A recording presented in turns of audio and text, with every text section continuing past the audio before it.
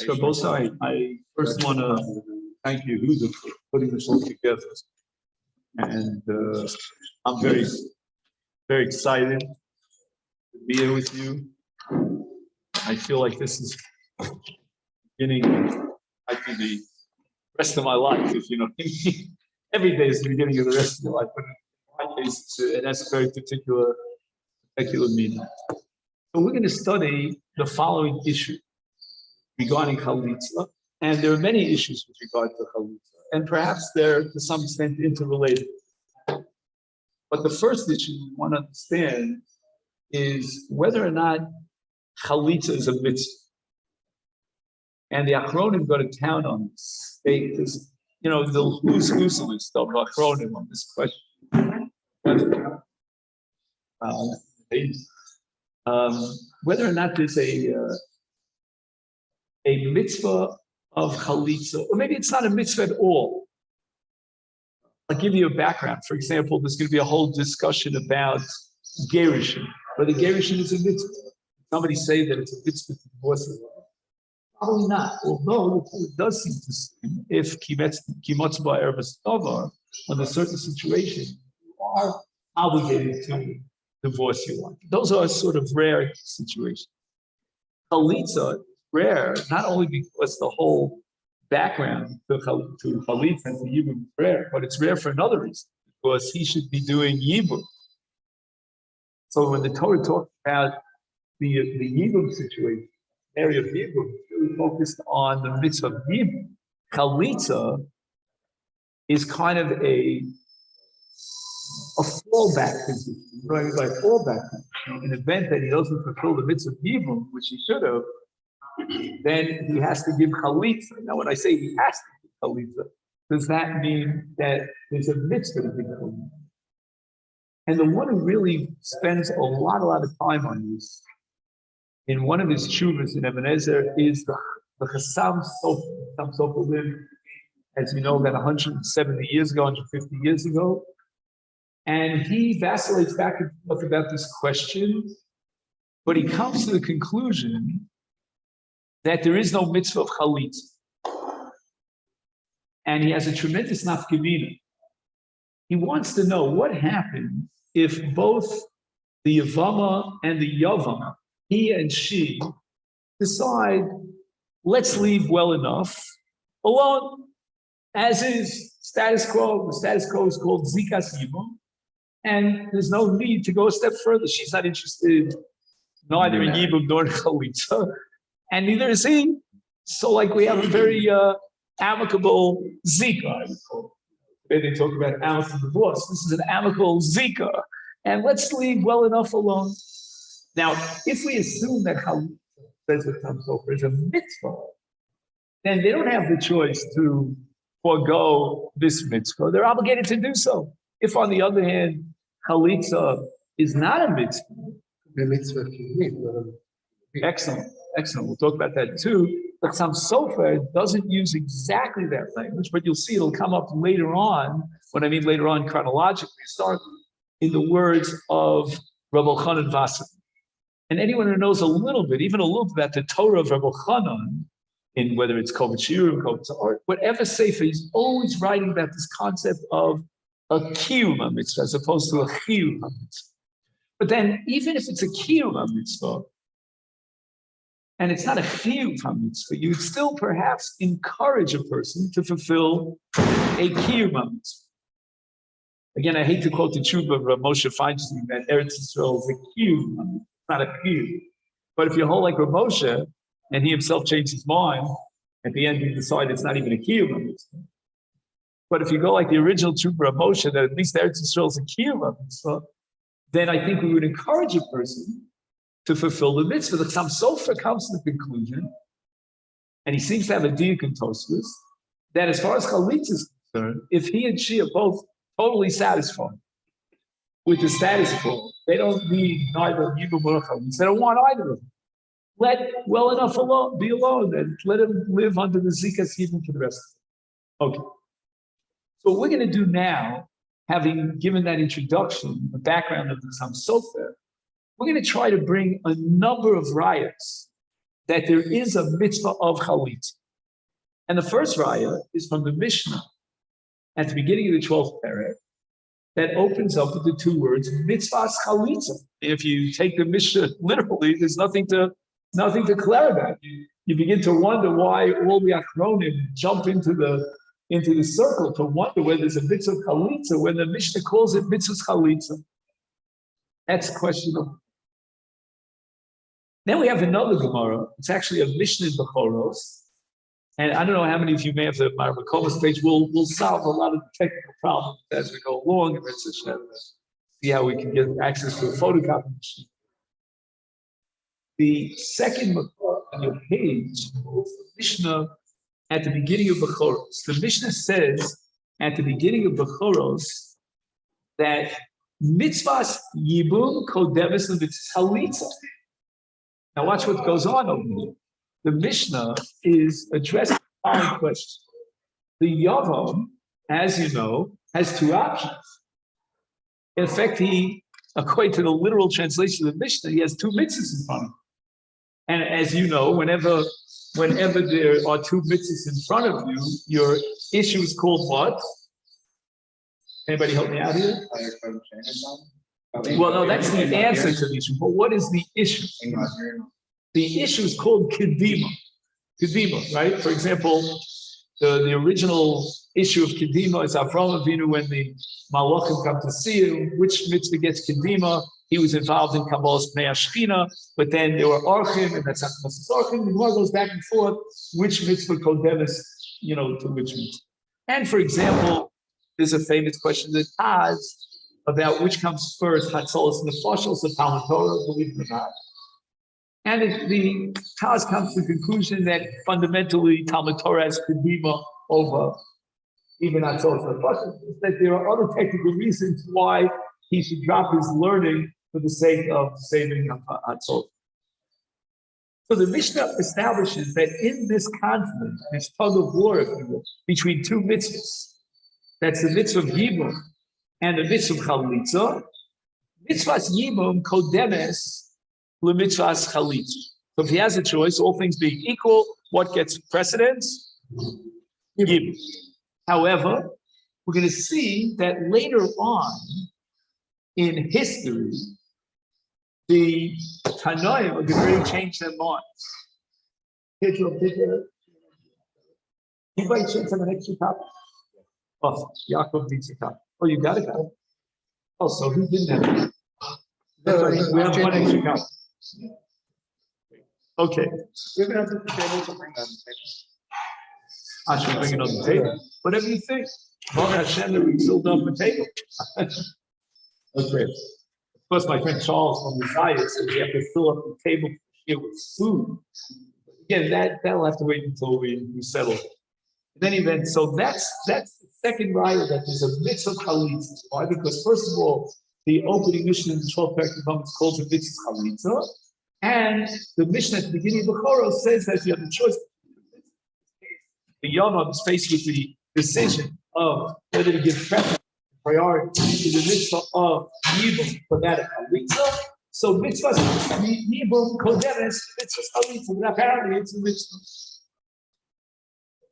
Now we have a very interesting in the Minchas Chinuch. See, the trouble with the Minchas Chinuch is that it's very hard to find the Minchas Chinuch because his style is that he rolls from topic to topic.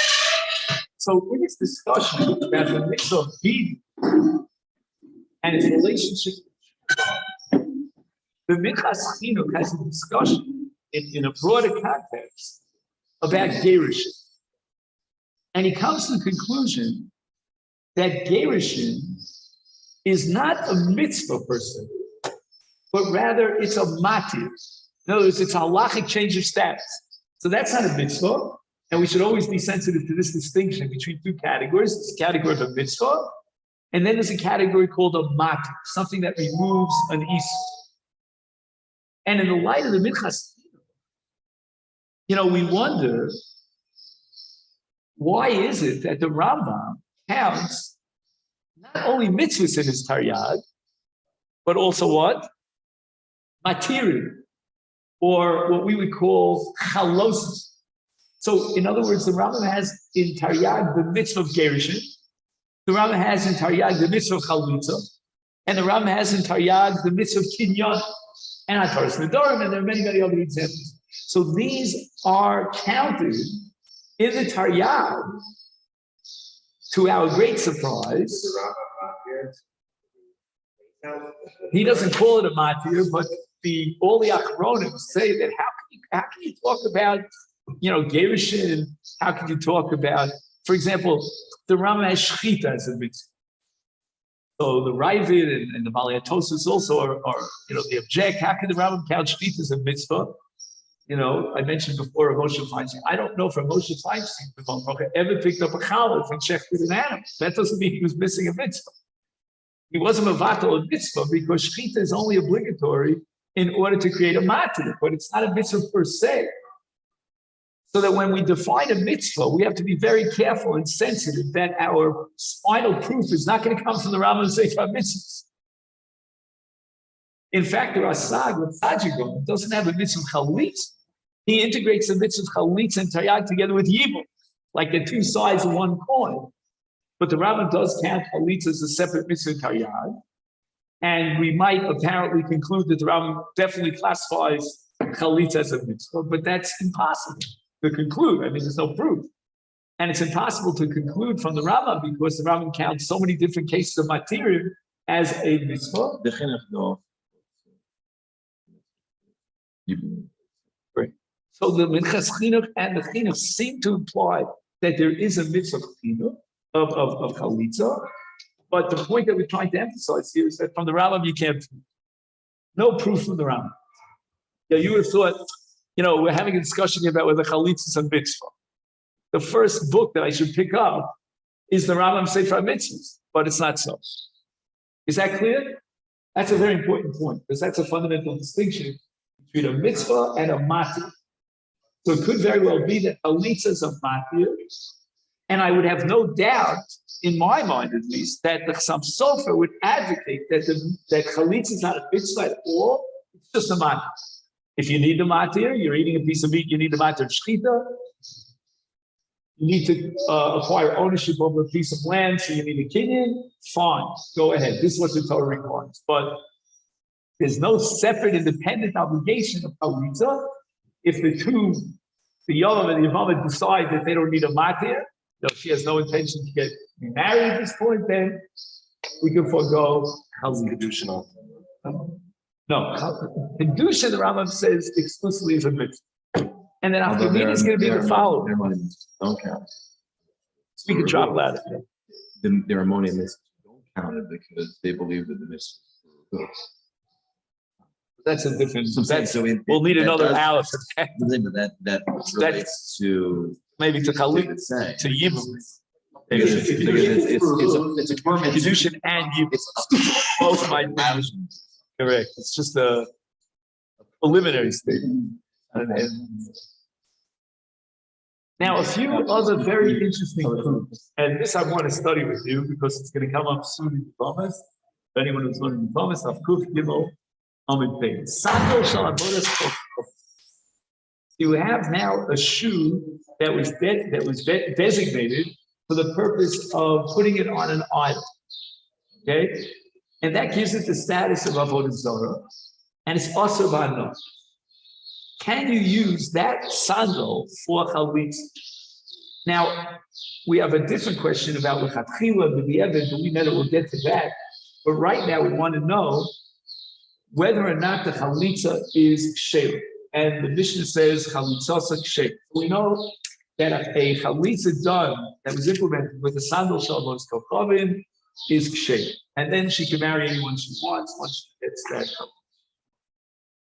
But both Rashi and the Ramban ask the following question.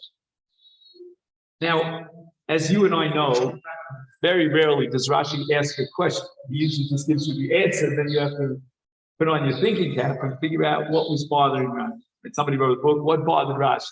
I don't know if you ever saw it. It's only on Rashi al-Torah. Rashi al-Shas would require a whole series of books. So Rashi says the following. Rashi says that if you ask me about Isser Hana, that I violate the Isser Hana if I use a sandal Shalavotis Kochavim for Chalitza. So Rashi and Ramban both the principle of mitzvos lav lehedos. And I don't know, honestly, how the Chasam Sofer is going to handle this. Again, we started with the assumption that according to Chasam Sofer, there's no mitzvah of chalitza. And now we're talking about mitzvahs lav lehenos. That means that they only say for as well and even Shachar and it's not as to say will offer him. So I had if I recall similar discussion about that before. Even if she would have a ketubah, for many reasons, married and part of it. So when they say that they overcome problem, cause the mitzvah is not does that mean that they are not concerned that the chalitza is a chovah, not a shut? Maybe that right? In other words, that it's well, they seem to be assuming. They seem to be assuming that there is a mitzvah. They see if there's no mitzvah chalitza, and chalitza is only a mat, then would you apply the principle of mitzvah lehenos? Because I'm not being netted from a mitzvah, I'm being netted from a mat. When I heard that this was the question, I was wondering: are they going to say that there's no hanada? It's not a good thing. It is so. Maybe are they by presenting it this way? Is mitzvah law? I know that is that because that's a prior question. You don't need to evaluate whether it's good or bad thing to do chalitza. Right. I think they're totally circumventing the question of whether it's a good thing or a bad thing. They just want to know, do I violate the Isser Hana by using a sandal of Avodah Zarah for Chalitza? And both the Ramban and Rashi are addressing this. They think it's a real serious issue because the Gemara doesn't seem to object to using a sandal of Avodah Zarah for Chalitza. Why not? I mean, you're getting benefit from it. Okay. Let's say the benefit would be either for the person or for her, I'm now free. Right, and both ways we end up with a cash, we end up with a problem because if we're assuming that you're not allowed to benefit from Avodah Zarah, how can we allow the sandal of Avodah Zarah to be used for chalitza when you benefit from it? I mean, her benefit is the most dramatic because she can now marry anyone she wants. And the Rishonim, both Rashi and Ramban, invoke the principle of mitzvah that when you get a benefit, but that benefit is a mitzvah, then the Torah doesn't reckon with that and consider it as hana. So there's no Isuri hana if the hana is derived from a mitzvah. That's what Rashi and Ramban are both saying. Okay? And that would seem to assume that chalitza is a mitzvah, because if chalitza is not a mitzvah, then how can you invoke and apply the principle of mitzvahs? Another maybe that have to help, not something that could be the subject. Well, that you're entering into a sugya called mitzvah b'avera. Only because right. Let's leave that out because I want to let you go at 9:30 sharp. Somebody told me it has to be the 9:29. Okay. All right. No, but mitzvah b'avera, you're right. The hefta shel avera, like a god, and if I can't use a hefta shel avera for a mitzvah, but here we're not saying that the chalitza and the now is a hefta shel avera. What we're saying is that you are benefiting from this chalitza. And isn't that a violation of an Isser Hana? Gemara seems to assume there's no problem, there's no violation of an Isser Hana, and the Rishonim here answer that question by applying the principle of mitzvah. So my question to you is, in the light of this sugya with the Rashi and the Ramban, when I go back to the Chasam Sofer, I wonder how the Chasam Sofer is going to handle this. Because the Chasam Sofer is absolutely convinced that there's no mitzvah of chalitza. If there's no mitzvah of chalitza, how can you possibly entertain applying the principle of mitzvah slav lehenos in the case of chalitza. So let's go back to our original question. According to some sofer, if there's no mitzvah chalitza, what is it called? What's the alternative to mitzvah? It's a matzah. Correct. Can we just say what you need? Or no, so it's Well, for that I think you need bittul. Let's say she didn't do bittul. Again, you have to know tagruma or that would have to learn the Masechta. but using it for a mantra purpose, don't you? Oh, that's the question. If we go with the Cham Sofer, that Chalitza is not a mitzvah, but rather what? A mati. And that, therefore, the Cham Sofer concludes that there's no pressing need for that mati. She and he are very complacent being in the state of Zikas Yivu. Then perhaps the Cham Sofer would interpret the question that the Rishonim are implying in a whole different light. He's going to interpret it that she's benefiting from the chalitza, maybe he too, but she for sure, because it's a matter. Can't get married. She gets the chalitza. And that's what bothered the Rishonim. I mean, she's definitely benefiting from chalitza, so how could she do so in the case of Avodah Zarah? But now we have to face the music. What do we do with the answer to the Rishonim? And the Rishonim are saying, well, it's a slav lehenas. So you're telling me it's a matter. Maybe the word mitzvah is used generally. Excellent. And therefore, what? If I take the concept of mitzvah and I expand Anything it, in the Torah. I'm going to press you to go a little bit further. Yeah. How would you broaden the terminology mitzvah in this context to include a matter? Rambam's Taryag. And the Rambam's Taryag as well. So we're going to make a whole shalom to you. Is it possible that what Rashi and Ramban are saying over here is that when I need a matir, because the Torah requires the matir, and without the matir it's asur, that's not considered hana. To the same extent that if I get hana because I'm fulfilling a mitzvah, when I do a matir, implementing a matir is also excluded. It's not considered hana. In other words, we work with the following premise. A mitzvah is mufka from hana al pidin. But maybe we can expand that and say that even a matir is mufka from hana al pidin.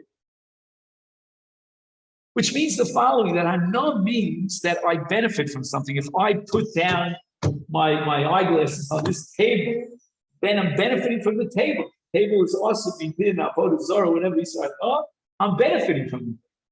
But if I'm benefiting through a legal procedure, then it's an indirect hana.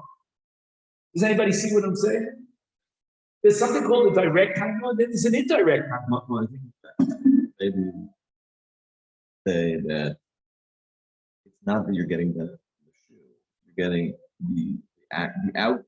Excellent. It's the legal result. It's the repercussion. It's the impact of chalitza. I'm not getting benefit from the physical shoe. That's not what she's benefiting from. The Torah says that if the physical shoe is used by the choleis and the chaletzes, then she's allowed to get married. It removes the issue of Yevamos. But there's no direct benefit from the sandal. The sandal is being used, if you will, as a medium. But the heter is a halachic result that I would call memela. And this is called, not here, but in Masechta, Nidarim, and it's also in Kodshim, lekichas hana. Hana is prohibited when you take hana. For example, if I have a loaf of bread here, and the bread is hegdish, and I take the bread and eat it, that's called lekichas hana.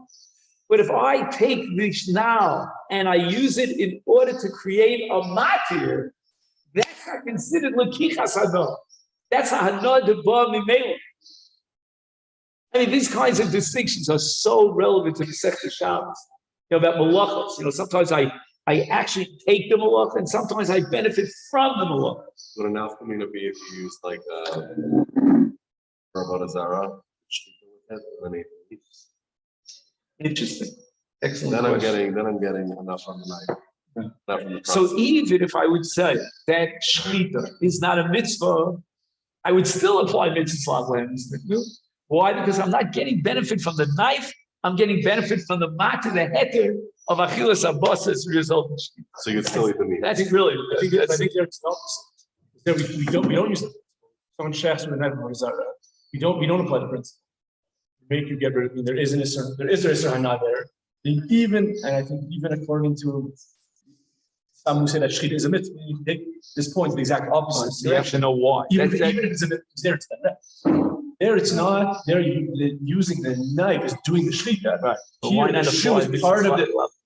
That's I don't. No, because there it's the. I think on the point that you're saying, it's that's Direct from the knife.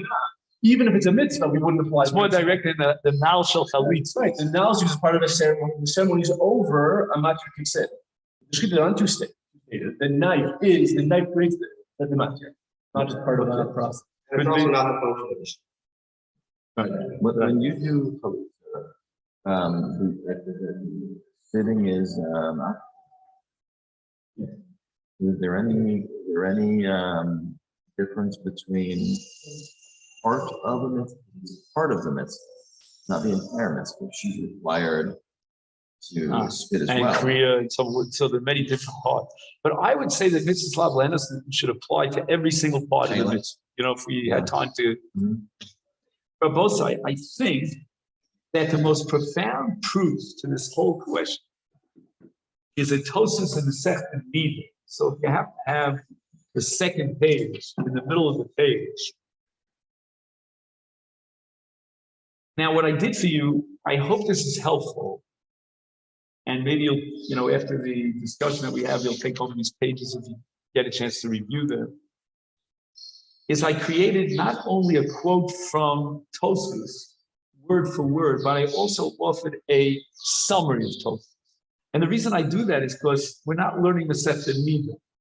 So to jump into this whole sugya in Masechta Nida and the Tosus is asking too much for a shir that meets once a week. So what I did is I have a summary of Tosus. You'll take a look at that summary.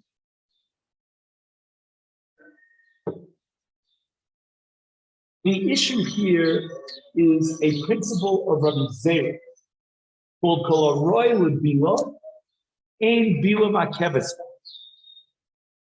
So that means that there are certain parts of a mitzvah where if everything is done perfectly, you have to do it exactly that way. But if you omitted that part of the mitzvah, as long as it's a road, it lends itself, then you're yotze the mitzvah. And we'd have to know more about menachos here, and about Lila, and about this kind of Kli and that kind of, but the principle is called Kol Aroi L'Bila. Now, Tosus asks the following question. In the laws of mikvos, we have a halacha called Tumas Storah, which means that she may have something inside her body, which is concealed, it's not exposed, but it prevents bias mayim, it prevents the water of the mikvah from reaching that place. So if you take a look, Tosus says the following, that in the case of Beis HaStorim in Tefillah, all we need is royal bias mayim, meaning that there's no actual physical chalitza, and the water could enter into that place. And then l'chatchila, without any compunctions, any hesitations, we're going to allow for tefillah,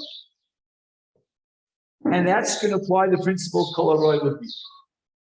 However, Tosus said, I'm going to give you a list of other mitzvahs where although kol haroy lebila ain't bila makeves, which means that the evet will accept the mitzvah as is because it's royal. You could have done it a different way. But lechatchila, we're going to require that you do it the perfect way. So let me flesh this out. For example, Tosfos says that in Bikurim, there are two mitzvahs. There's Havas HaBikurim, and then there's Kriyas Parshas HaBikurim. This is in Kitavo. We're all familiar with Note by heart from the Leila Seder. And Tosfos proves that in Mikra Bikurim, to fulfill the mitzvah, you have to read the parsha. If you omitted the kriya, you would say the mitzvah Havas HaBikurim because it was royal with. But if you have someone who can't speak, a mute person, then it's ain't a royal bila makeves, and then he's not yotze mitzvah Havas HaBikurim. But l'chatchila, he's got to read it. And the same thing Tosfos says applies in the case of Yibum, and let's read out Yibum, Chalitza. In Chalitza, she has to read a parsha, a pasuk, and v'di'evet, if she omitted the kriya, the Chalitza is kshera, but l'chatchila, we require that she read the parsha. Why? In the case of Bias Mayim, of Makom, this Seser, we're not going to even require l'chatchila that the woman removes any sort of interruption. She's royal Bila, and if it's royal Bila, that's enough. So why is it that in Bias Mayim we don't require Bila l'chatchila? All we need is royal Bila. But in other cases like Chalitza and Yibum and Chalitza and Bikurim, he gives a third example. What was the third example? Bilo Oh, in Bila Menachos, right? In those cases, we require lechatchila that you do the bila. In other words, that you do the kriya. So Tosfos makes the following distinction. He says that if the action that you're doing is just to allow you to enter into the Beis Hamikdash because you're in a state of tumah, so you have to remove the tumah. So all you're doing is going into the mikveh to remove the tumah. Then we're not going to set up dinim of lechatchila. We're not going to say, well, this is the best way of doing it. As long as it works and it operates and it achieves your goal, then that's the way you do it. But when it's a mitzvah, like in the cases of Bikurim and Buila in Menachos and Chalitza, then we're going to require lechatchila to do it in a perfect way. So there's a very, very fundamental yesod here that we derive from this Tosfos. The conclusion and the principle being that when you talk about lechatchila, doing it in the best way possible, ideal, you're talking about what? A mitzvah. But if you're talking about something that just removes a state of tumah, then as long as you do it in a way that you'll accomplish your goal and the halacha validates it, there's no lechatchila. If ain't bila makeves for, so we don't care about the Beis HaStorah. And Chalitza is on the list of what? Mitzvah. Mitzvah. Seeing that it's the most profound proof I think you could bring. And we'll see it over and over again, that there's also to dinim in lechatchila, in Chalitza lechatchila. For example, when we get back to Avodah Zarah, right? So you want to use a sandal of Avodah Zarah. So Tosfos says in Yevamos on Daf Kuf Daled, it's the next to last source on your page, that you should lechatchila avoid using that which was tashmish shel Avodah Zarah for Tekiah Shofar, for Chalitza, and Tosfos implements a principle called Ma'us L'Mitzvah. There's something called Ma'us L'Mitzvah. Tosfos says that in the case of Kisi Adam, for example, I don't care if the offer that you're using for the Kisi Adam had a Shem Avodah Zarah. It doesn't bother me. Because there's no psul, there's no disqualification of most of mitzvah. It's disgusting, it's repulsive. How can you come in front of Ribono Shalom to do a mitzvah with something that has a smell of Avodah Zarah? In the case of Kisi Adam, the Kisi Adam is not a mitzvah per se. It's just that the dam has to be machusa. And we couldn't care less if it was mos. Like the offer of Yishmael, you know what I mean? That's okay. But when it comes to a mitzvah, then we have to exclude mos. Is there a bracha which is split up? Correct. The bracha is on the mice of it. It's not on the dam. So let's just summarize what we have in the first 2 pages. We have a number of proofs against the Cham Sofer, L'chora, that Chalitza is a mitzvah, with a number of different nafkaminas. And the clincher of this is the Beis Shmuel in Ebenezer. That's the third source on page 2. He says that even if he and she decide that they're okay with Zikas Yibum and we don't need Chalitza, nevertheless they're obligated in the mitzvah of Chalitza. You see that the Beit Shmuel understood that it's an absolute obligation to do Chalitza. And he quotes a Zohar. The Zohar says that Ein Manoach L'Nishmas HaMes Ela B'Chalitza. That the way that the neshama of the deceased, the brother who died without children, to get an aliyas neshama is through Chalitza.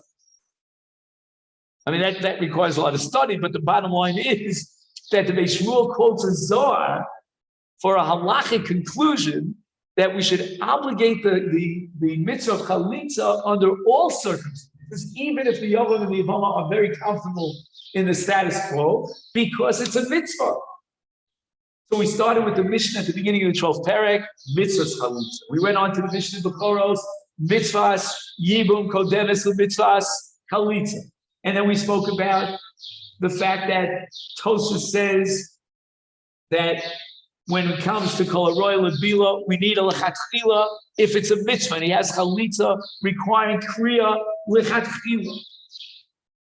We have the Rashi and the Ramban both apply the principle of mitzvah lahenos nidnu to Chalitza.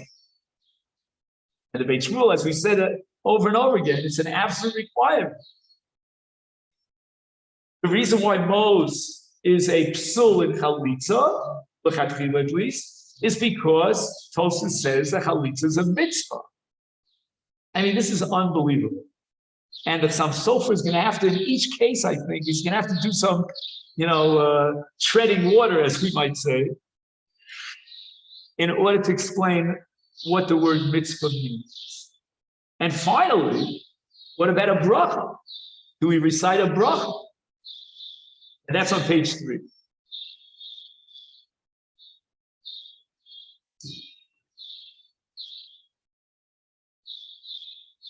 So you know that at the end of of Eben Ezer, there's something called the Seder HaGittin, Seder HaChalitza, and in the Seder HaChalitza, he says that the Rab who is supervising the Chalitza should be Mevarech HaBracha, Baruch Atah Hashem, Elokeinu Melech Haolam, Asher Kitshonu V'Tzosov V'Tzivonu B'Mitzvos V'Chukim Shel Avram Avinu. What's the connection between Avram Avinu and Chalitza? Why do we mention Avram Avinu in the bracha on Chalitza? And he says, because Avram Avinu declared, remember to the Melech Stone, he said, Ad Shroch Now, and Chazal say that B'schus the Ad Shroch Now, we got the now of Chalitza.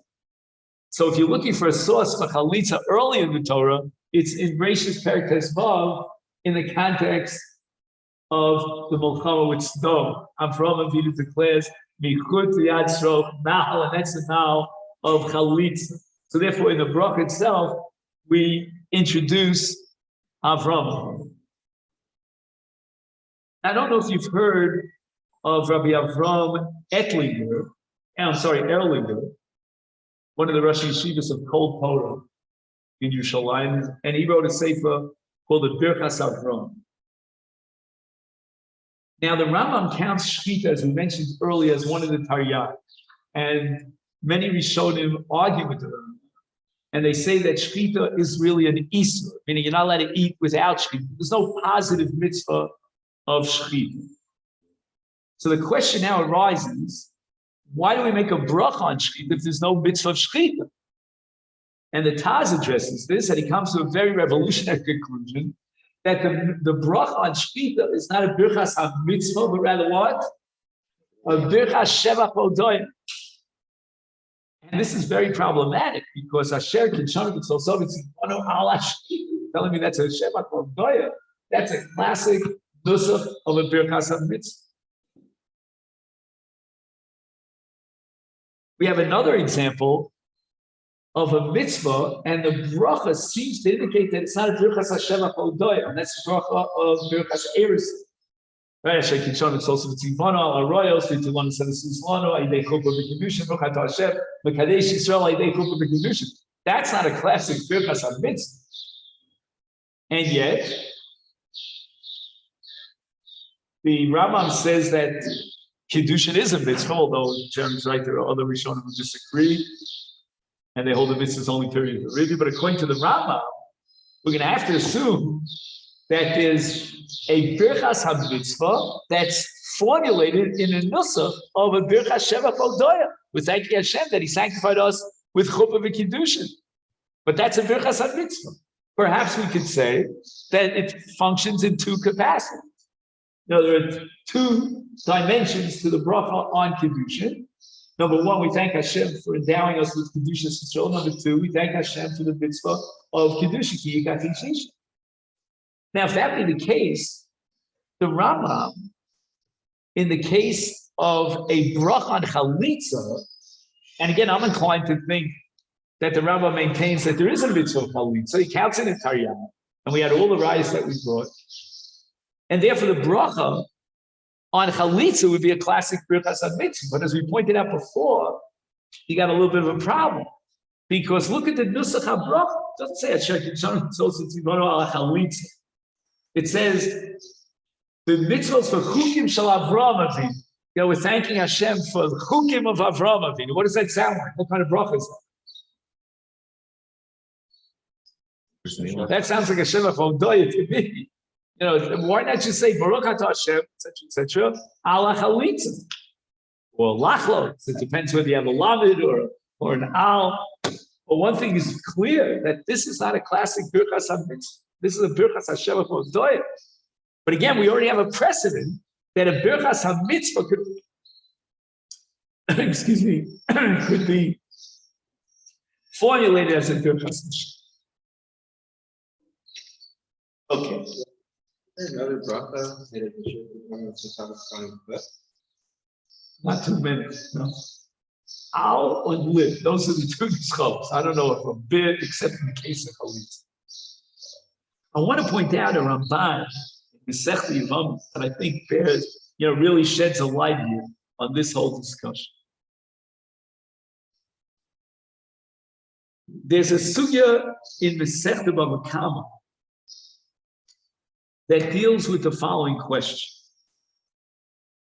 Supposing a person commits themselves to pay a certain sum of money in order to convince someone else to do a favor for them, and they're in a desperate situation. So the Gemara talks about a case of someone who's running away from a Beis Hasuru, right? He's running out of jail, and he gets to a river, and he has to cross the river. He has no way of crossing the river, and he offers an exorbitant sum of money to pay the person La'aviro ala Gesher, to take him across the river. So the Gemara says that in such a case, he has rights to claim, I never was serious about it. I was in a very desperate situation. There was no real das here, and therefore the agreement is not binding. However, there's an exception to the rule. And that is where the person who did you the favor suffers a great loss as a result of what happened. So if you take a look at the Ramban says the following.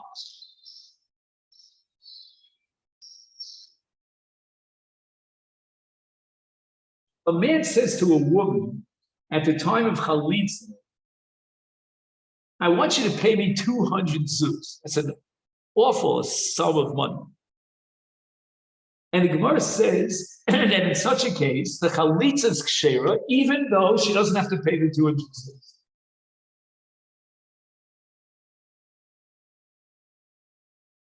So Tosfos asked the following, the Ramban asked the following question.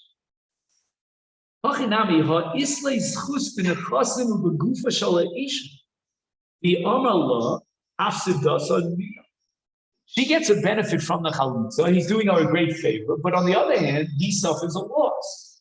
Because if not for the Chalitza, he could inherit her, and he could be Mekayim the Mitzvah of Yevamos. So the Ramban wants to know, why is it that she doesn't have to pay up the 200 zuz that she agreed to pay, because she said, yes, do the Chalitza, I'll pay the 200 zuz. And the Hischayvus is not, it's not obligatory, it's not clinched, it's not binding. And why? Because she was desperate, she needed that Chalitza. So the Ramban says, but he took a loss as a result of it. He forfeits his right to inherit her, or to inherit his late brother. So why shouldn't that be enough to obligate her to pay the 200 zuz? And look at the Ramban's answer. The Ramban says that Kevon, this is on line 3 on page 3, Kevon the mitzvah min ha-Torah b'chalitza, v'chsiv v'dabru elam, v'rabi alei l'miflat, lo mifsideh minei klum. Even though my husband, even though again he could have inherited her, but the Torah obligates him in this case in the mitzvah of Chalitza. So Ramban is saying the following: when you talk about hefsed, you suffered a loss, and if you want to be reimbursed for that loss, after all, that person obligated themselves to pay you. That only applies when it's just a monetary benefit. But if you're obligated to do what you did, then in such a case, you can't claim, caramba, I got to be paid, I took a loss. You have to give up on your loss. But again, we see so clearly that the Ramban holds that Chalitza is a mitzvah. And if you put that Ramban with the first Ramban that we started with, about this is Lam Lahenos mitzvah, that the reason why it's not considered Hanoah when you use a sandal shell Avodah Zarah for Chalitza, it's because it's a mitzvah, and you take the Ramban literally, then we see that the Ramban is of the opinion that there's a mitzvah. So we have a number of nafkaminas. If Chalitza is a mitzvah, then even if the Choletz and the Choletzes would be satisfied status quo, there's still going to be an obligation to do the Chalitza, and that's indeed the Shita of the Beit Shmuel. Another nafkamina would be bracha, and whether or not we classify the bracha as a birkas mitzvah. The third nafkamina is whether we apply the principle of mitzvah lahenos nitnu. A fourth nafkamina would be whether he has a right to demand the 200 zuz that he made a condition with her, and the answer is he has no right, says the Ramban, because he had an obligation to give up on him. There's a very interesting lumdus here in the Chassam Sofer on page 2 that I wanted to share with you.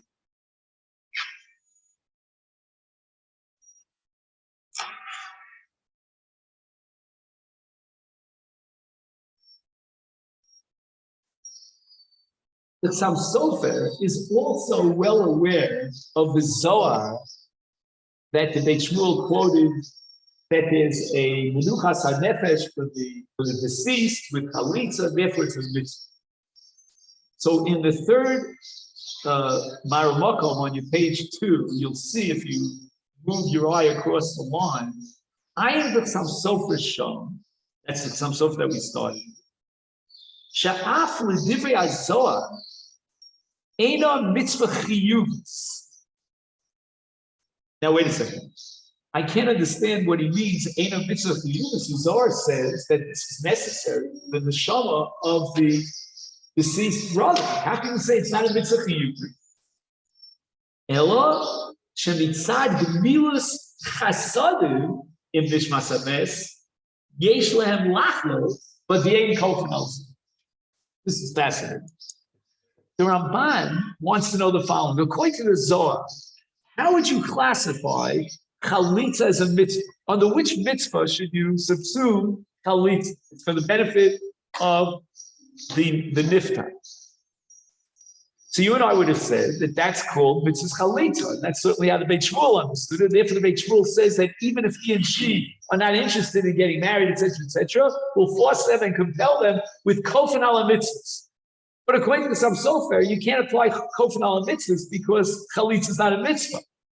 But wait a minute, the Zohar says that it's for the benefit of the neshama. So why isn't that enough to make it into a mitzvah? Says that some sofer it is a mitzvah. But what mitzvah is it? Milas Chesed. It's not a mitzvah of chesed. I'm sorry, it's not a mitzvah of chalitza. It's only a mitzvah of what? Of chesed. So we have now a whole bunch of possibilities as to how to classify and define chalitza.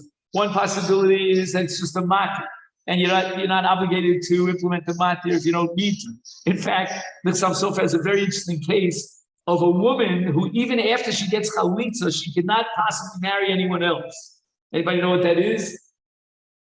Okay, you don't want to know about this. What?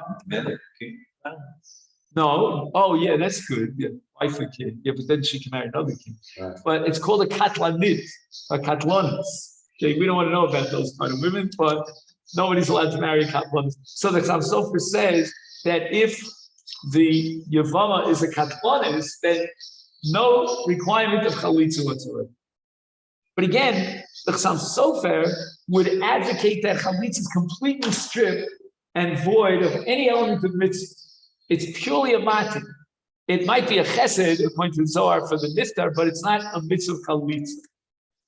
In any case where you see, and any rishon where you derive the conclusion that chalitza is a mitzvah, what does it mean? It's a matir. That's why the lashon of the bracha is strange like that, because we don't typically say bracha. That's Correct. And not only that, we can't force a person to do this. And that comes back to Yaakov's definition, that it's a mitzvah kiyumis. But again, for that, you have to really study Gemilas Chasod for that. But these are all the rayas that Chalitza is a mitzvah, which would mean that the Choletz and the Choletzes would have to do Chalitza under any circumstance. But the other way of saying it is no, it's a matir. And in between those two definitions, we can talk about a mitzvah kiyum.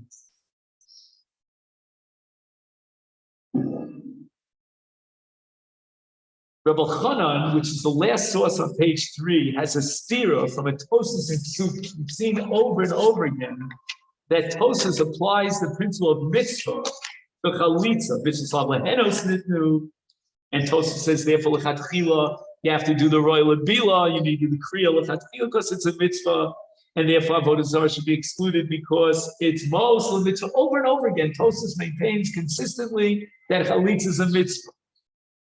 But Tosas in Ksubis seems to indicate that if they're not interested in chalitza, then they don't have to do chalitza. So Rav Chanan asked the question: Madua lo kofin yishem shekofin kol misha rotza l'kayim mitzvahs kigon sukkah v'lulav. Right? If someone doesn't want to fulfill the mitzvah sukkah lulav, we force him, we compel him to do so. So why shouldn't we compel him in the case of chalitza? Lo kofin also Tosas said, and the answer is because Tosas maintains that chalitza is not a mitzvah; it's only a matir. And if it's not necessary, then we don't have to force him and compel him to implement its matir. L'chora says Rabbi Chanan, maskonazu. So Teres is divrei Tosas b'nida. The reason why we require chalitza lechatchila, and we have to do it in the perfect way, namely with kriya, is because chalitza is a mitzvah. So Rav quotes one Tosas. We can quote another bunch of Tosas. That Tosas consistently holds that chalitza is a mitzvah. So why does Tosas say that kfir doesn't apply in the case of chalitza? I mean, we have a principle in all mitzvahs of kofanal and mitzvahs. So the thought occurred to me, and I'm hoping you'll fight me on this, that chalitza is a unique mitzvah. It's an exception to the rule. Even if I classify as a mitzvah, you see the Tosas over and over again, but there is one distinction here that should be emphasized. We started with the Mishnah in Bechoros that mitzvahs yibul kodemes the mitzvahs chalitza. So if all things are ideal, then which mitzvah will be fulfilled, yibum, and which mitzvah will drop on the wayside? Chalitza. That's a very unique kind of mitzvah. Can you think of a mitzvah an example of a mitzvah where the Torah requires you to do X and not Y, but an event that X becomes out of the question, then you're obligated to do Y. It's a very strange kind of mitzvah. It's not the H6. There was the first thing you were actually supposed to do. In this case, I saw a shoot that why you don't make a bracha. Because he did not fulfill the mitzvah of evil. But it's only Birchas Shevach Baldoya we want to see. Charles, you want to say something? What's the difference with what Rabbi is saying and Pesach Sheni? Pesach, Korban Pesach, I'm supposed to give on Yudalid Nisan. Now because I'm Tameh, I can postpone bunch of. I'm supposed to do it Rishon. Right. Tameh, therefore I'm not allowed to do it, like not doing. So I would say, Charles, in that case, the Gavra, who's not included in Pesach Rishon, was obligated in Pesach Sheni. He was never obligated in He's Pesach obligated Rishon. Pesach Sheni, right? But his mitzvah is Pesach Sheni. He's obligated. It's not- Correct. That's his obligation. But Chalitza is very strange. You weren't the kind of mitzvah that you should be, for whatever reason, Yevamos, and now we're going to hit you with the mitzvah of Chalitza. So I'm wondering if such a mitzvah belongs to a whole new category. It's, let's call it a mitzvah kala with a kuf. I don't mean a wedding. And it's a less of a mitzvah, and therefore there's no kfiyah. We can't force you to do this mitzvah. Maybe we would make a bracha on this mitzvah, and so forth. I mean, it's not love, but is it like a love? Very much similar to a lavadi. It's really, you should avoid the averes halav of not fulfilling the mitzvah of yibum, and therefore we're going to hit you with the mitzvah of chalitza. But it's really a strange kind of mitzvah because the conditions for the mitzvah are that you did not fulfill your real mitzvah, the real makor.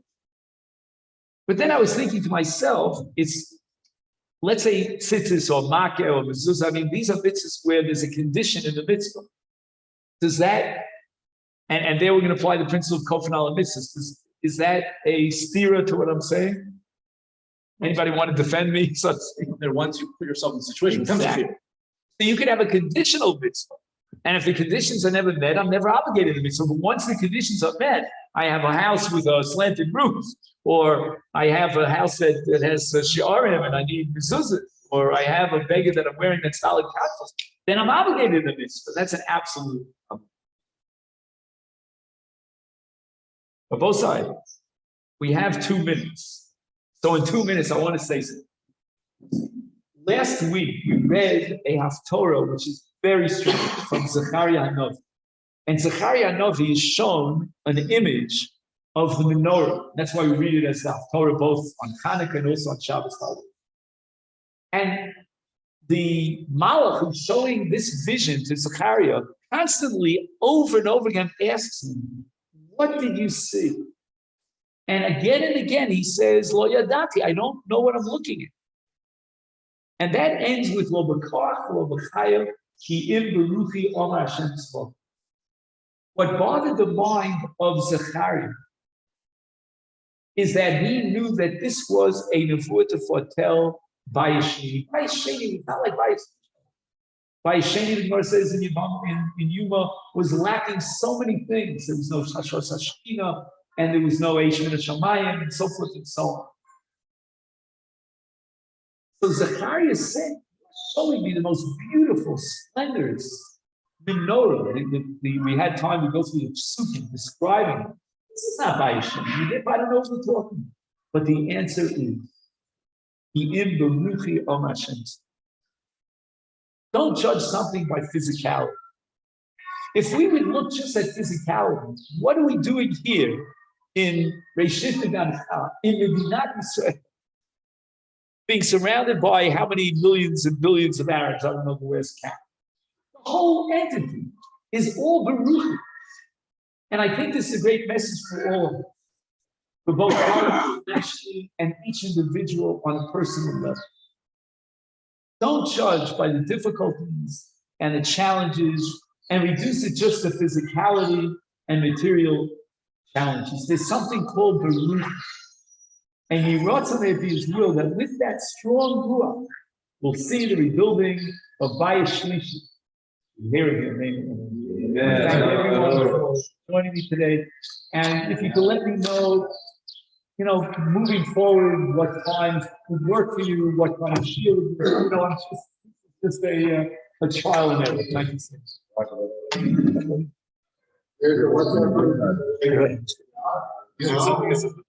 Share the Hebrews express it. It's Mitzvah.